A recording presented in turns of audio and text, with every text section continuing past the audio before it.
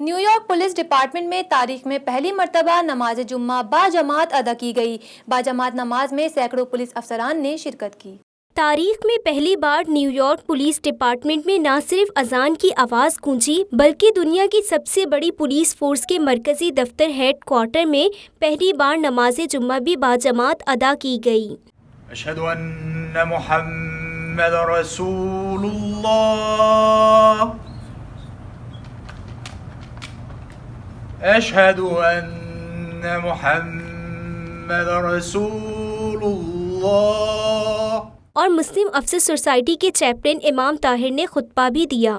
واجعل الموت راحة من كل شر عباد الله اوصيكم ونفسي بتقوى الله ان الله يأمر بالعدل والإحسان وإيتاء ذي القربى وينهى عن الفحشاء والمنكر والبغي يعظكم لعلكم تذكرون وأقيموا الصلاة۔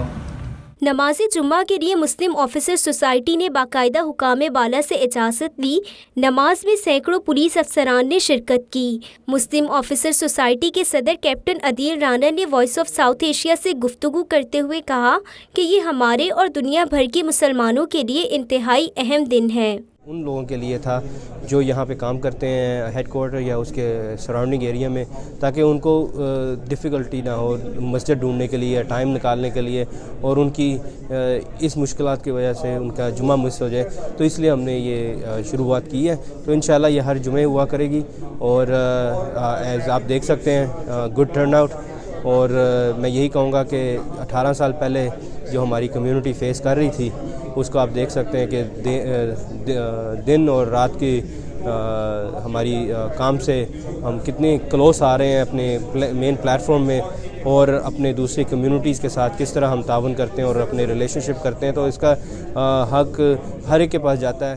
مسلم آفیسر سوسائٹی کے نائب صدر وحید اختر نے بھی وائس آف ساؤتھ ایشیا سے گفتگو کی اور کہا کہ We have gathered today over here, first time in history, and we prayed a Friday prayer in One Police Plaza in New York City.